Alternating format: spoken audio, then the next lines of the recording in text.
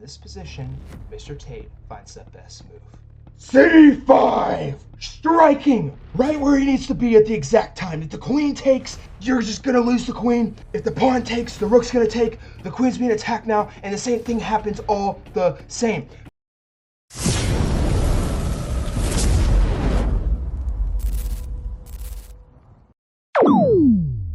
Alrighty guys, so for today's video, we are going to be reviewing a game from Andrew Tate. Andrew Tate, if any of you don't know him, he is a very, very, very famous person who is not the best person in the world, but also not the worst person in the world. He has a lot of very extreme takes on a lot of things, and he is very, very vocal and offends lots of people and also inspires lots of people. And this is not a video to say I watch him or anything like that, or like that I support him in whatever regard you want to call it. This is solely a review to see how good he really is at the game of chess. Andrew Tate talks about how he plays chess all the time. He preaches it everywhere. One of his logo is literally a chess knight. And today I'm going to be showing you a game that he played with one of his guys. I'm not sure when exactly this game happened or how it happened or why it happened, but this is a game that I found, and I actually think it's very, very interesting. So we're going to get right into that thing. So Andrew Tate is playing with the black pieces, and his opponent is playing with the white pieces. The game opens up with e3, played by white. Tate follows up with d5, and then we get d3, e3. And this right here is the cow opening. Very, very, very famous from somebody named Anna Cranling, who made this opening popular. And essentially, literally all it is you're making a big old cow right here. This has to be one of the goofiest, dumbest openings I've ever seen. But it's also really good for content. So that's why we're doing this. So Mr. Tate responds with e5. And then after this, we get bishop d2. Mr. Tate follows up with f5. And I preach this all the time to any beginner out there on the internet. It is very, very important that you try to control these four center squares on the board while also developing your knights and your bishops as quickly as you possibly can. And by the way, Andrew Tate in this one, I believe it said he was 1650 elo in this one, and his opponent was 1600. So just the opening is just absolutely diabolical. I'm actually kind of surprised this is being played. But f5 isn't actually the top engine move. It says Andrew says c5 would have been a little bit better. Also knight c6 would have been good. And potentially not f6, just essentially getting your pieces into the game. But I don't hate this move. I think this move is still fine. So he plays f4, and then white responds with queen h5 check. And this is bad, as you can see by the eval bar, because when black pushes to block, white's now going to have to move this queen, and white loses a tempo. When you lose a tempo, it essentially means that you moved a piece, or your opponent moved a piece, to create a attack way sooner than the attack was supposed to happen. And in the process of that happening, your opponent got development, like so, and you lost development. So now you have to waste another move moving this queen back either here or here. And the engine actually says that queen f3 here would have been the best move. And the reason that would have been the best move is because after we get e4 here, I'm assuming the queen probably have to slide back one more time, somewhere maybe over here perhaps. But this is the top engine move, this is the second top engine move, and this is the third top engine move. Excuse me. Yeah, this is second, third. That moves this queen back to e2. Then we get knight f6, developing the knight. And Mr. Tate has a lot of space, controlling so many squares, doing exactly what I told you in the beginning for all you beginners out there, controlling so much space. And white still has so many pieces that are undeveloped. Like, this bishop isn't even doing anything right now. So white needs to make it an absolute pact to try and get his pieces in the game as quickly as he possibly can. Which he does. He moves the knight to c3. And a move like d4 won't work, because after white takes, Black cannot take back with this pawn because the pawn will be pinned to the king. And when a pawn is pinned, it has to stay there. And there's no moving. So he would just straight up lose a piece. Top of your move says bishop g7. But Mr. Tate plays bishop e6. Developing the bishop. Playing very, very structured. Getting his pieces in the game. Playing a solid game of chess. I respond with castles on the queen side. And if you are a beginner, you don't know how to castle. Castling, literally all it is the king moves over 2 squares. And the rook just goes on the other side of the king, and vice versa. King goes over 2 squares, rook goes over on the other side of the king. Both sides. So king would go here, rook would go here, king would go here, rook would go here, right? So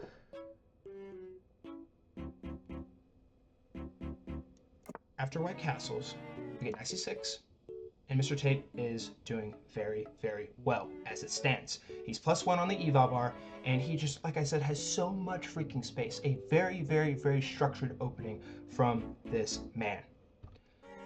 After this, we get king b1, which I'm not too sure what that does exactly.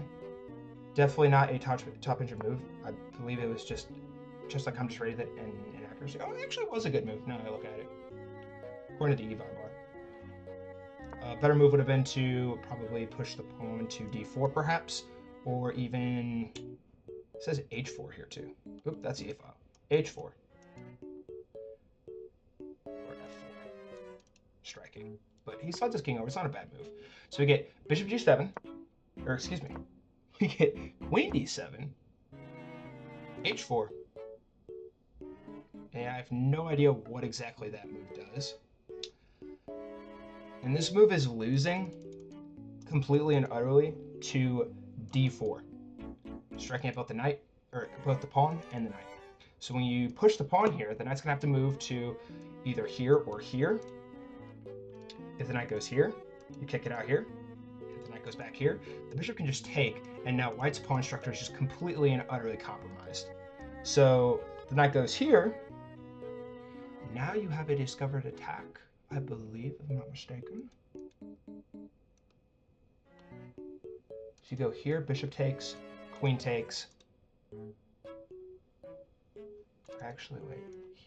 So the knight goes here, discovered attack on the knight, bishop takes, and it's going to be the same outcome, because the knight has no squares to go to.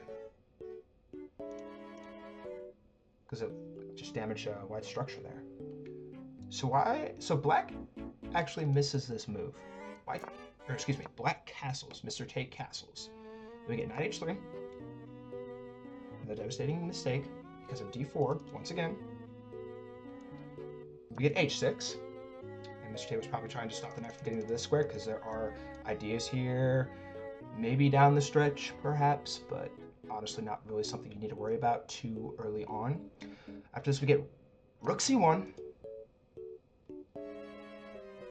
and I guess he's trying to x-ray the position. This is just a mistake. A better move would have been to play d4, preventing this pawn from pushing.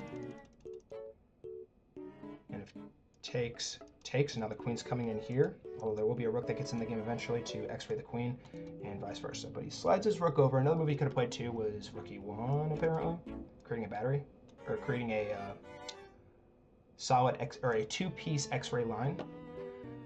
But he plays rook c1, and I guess he's trying to x-ray this entire file, which honestly doesn't prove very productive due to the fact that there's 4 pieces as it stands. So Mr. Tate doesn't like this x-ray, so he goes king b8. Then we get knight b5. And this is just completely loses on the spot for reasons that I just said. Because after h6, that's gonna have to go back to c3, but then you're just dead.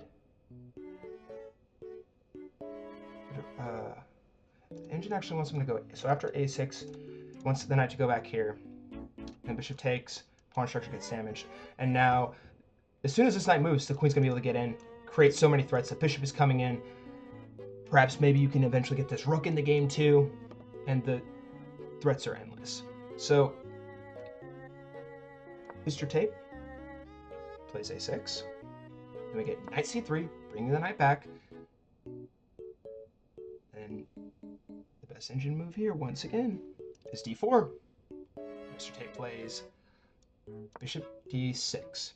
I honestly don't hate that move. Just like Ham still says it's a good move. So you get the bishop in the game. Now you have a further protection of this pawn. You have bishop x-raying some more squares, removing some space for white to be able to maneuver. And it's always good, like when you're playing chess too, I'm going to make a point of this real quick. As you progress and get higher and higher up, it's not necessarily always the best move to just straight up take a piece, but rather, instead of just like putting your pieces out there to try and take as many pieces as you possibly can, it is very, very good to try and maintain threats. The more threats you can maintain, the more your opponent has to think, and the less time they will have on the clock because they have to do some thinking and process the position. So maintaining these threats is very, very important throughout the game as you progress as a chess player. But if you're a beginner, if you're below 800 elo, your best bet is, like I said early on, control these squares, develop these pieces first, and don't blunder first. And take your time. So after this we get knight a4, which I don't really understand why I would play knight a4. Engine says top picture move is just knight d1 apparently, coming back here. But then this knight is just completely useless. Yeah, knight d1's a move, queen d1's also a move, and it says rook e1, but he vouches to push the knight. I honestly wouldn't mind a move like this. I feel like that would be fine. It is kind of scary though, but you also create a out for your knight. So the knight goes to a4, and then we get d4, pushing the pawn forward. Finally, after about 6 moves of it being the best move, he found the best move. And then we get c4, and Mr. Tate plays en passant, because obviously it's forced. Every single time the pawn pushes forward 2 squares, black must take. I am joking, it is a joke. En passant is not forced. You do not have to take en passant. But to explain to you beginners out there who might not know what en passant is, it is whenever your piece is on the 5th rank for you moving forward. So here on playing as black, it would be the 4 file, as you can see here. And for white, it would be the F file. And anytime your opponent pushes the pawn 2 squares right next to your pawn can just take like this. So after that, we get knight takes c3, best move on the board. Then we get knight b4, bring the knight in to create some more threats, attacking a bunch of stuff. a3, attacking the knight, a good move. Then we get knight bd5, bringing the knight back. And the knight takes on d5. Knight takes back on d5. e4. And now Mr. Tate does have to take a little bit of a think here. He needs to keep in mind that this knight's not being attacked, so he's going to have to move his knight here. This pawn's being threatened. Are there any x-rays, danger levels, whatever it may be? Am I sacrificing something? Is there a problem here? How do I solve it? Blah, blah, blah. The list goes on. So we get knight b6. Best move on the board. Well played by Andrew Tate. Then we get bishop c3. Bring the bishop in. And honestly, I don't hate that move, just like I didn't like it. Apparently h5 would have been a little bit better. Starting to attack, create a threat coming down on the opposite side of the file. But Mr. Tate has just so many freaking pieces in the game right now, coming down this side, or sorry, coming down here, here, here, like the list just goes on. So we get f4, pushing the pawn forward, and that is a mistake, because we're going to play queen a4.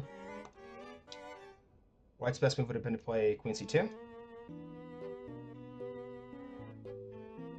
And the bishop can sack here? Wow. I don't want to move these because it's going to reset the position, but there's a line here where you can just like sack everything and somehow be winning for black. But that's crazy. But Mr. Tate plays a human move. He pushes the pawn to f4, and we get queen c2. Best move on the board.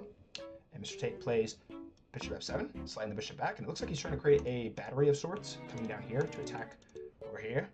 Then we get bishop e2. I guess developing the bishop, trying to get the bishop in here somehow. Queen e6. resetting that battery. So now white has to think about what's going to be coming here. b4, a good move, but not the best move. Apparently, rook cf1 was best. Wait, what? Yeah, rook cf1. And then when the queen gets in here, you just slide here, slide, and then the queen's gonna have to do, like, the queen's gonna be over here, and it's going to be being attacked by 2 rooks, so the queen's got to come back down and have to get out. So b4 is still not a horrendous move, still a decent move. Knight a4, and this is actually a brilliant move according to chess.com, because if the queen takes the knight, it will be checkmate on the very next move. So white cannot take this knight. Cannot take this knight.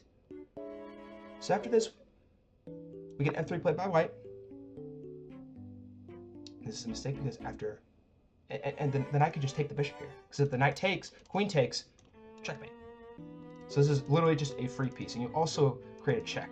So white will have to do something about this knight.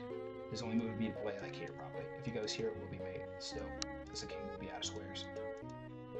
Vice versa. But instead we get rook c8. Not a horrendous move, and I honestly like the vision. He sees an X right here, and perhaps maybe you can push this pawn eventually. The pawn ever takes, anything ever happens, this rook will always be staring down at this bishop, and now it's covered by the knight. And if the queen ever takes this knight, same thing, it will be checkmate on the very next move. So we get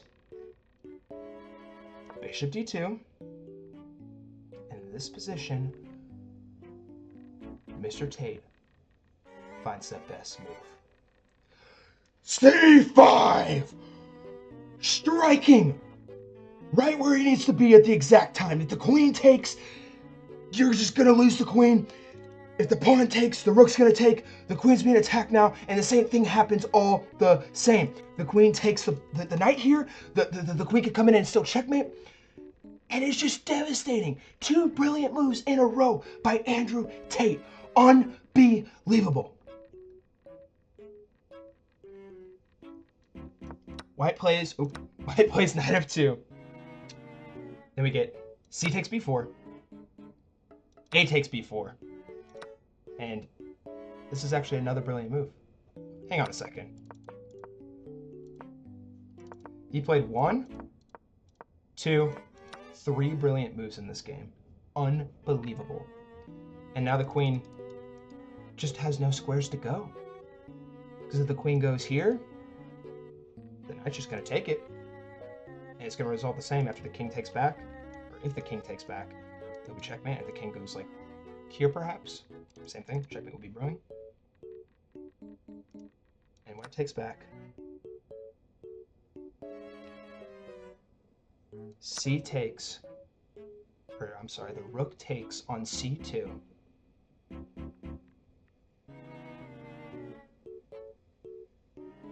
And we get rook takes back on c2.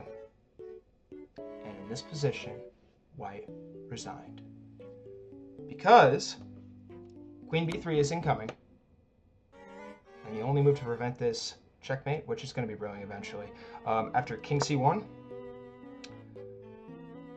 queen a3. If the rook blocks, it's going to be checkmate very, very shortly. Because after queen a1, bishop c1, bishop takes on b4, preventing the king from escaping. And it says top engine move here is bishop a1. Here, king a2, queen a2 check, bishop b2, and then checkmate. And vice versa.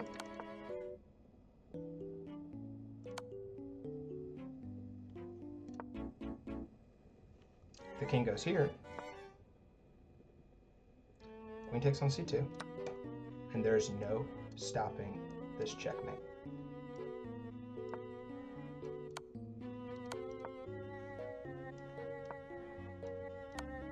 And Andrew Tate wins a very, very solid game, playing 3 brilliant moves.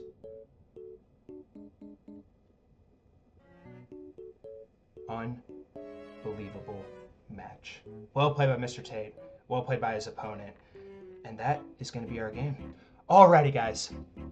Thank you all so much for watching this video. If you enjoyed this video, please be sure to leave a like, comment, and tell me what your elo is. Do you think you could beat Mr. Tate? Do you think you could beat his opponent? Do you play rapid? Do you play blitz? Do you play what do you do with chess? I want to know. Tell me in the comments down below. I would love to hear about it. And if you enjoy chess content like this, I highly recommend you push that subscribe button.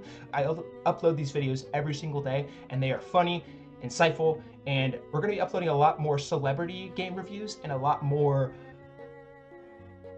learning tools, a lot more reviews of gambits, openings, middle game tactics, end games. It's gonna be insane up and coming, and I highly recommend you push that subscribe button and stay tuned. Also, we have a Discord server where we host chess tournaments, daily checkmates. We do checkmates instead of puzzles because checkmates are more fun. A chess dojo, and we are about to launch, or actually, when you see this video, it probably already launched, but we're launching a chess ranked system where as you progress in the server, in chess, gaining elo, whatever it may be, you actually progress in ranks. So we have I believe it's a Sentinel, or Chess Sentinel, Chess Phantom, Chess Predator, Chess Titan, and then Chess Legend. And you get really cool rolls with that, and it's a lot of fun, and I think you will find it very, very helpful and enjoying if you enjoy chess. So if you want to join and hop in that, there's going to be a link in the description down below. And also, guys, before I go to, you might enjoy this video right here. This video was really, really fun to make, and I think you might find it very, very fun and a great watch. Alrighty, guys, once again, thank you all so much for watching, and I hope you all have a great rest of your day. Peace.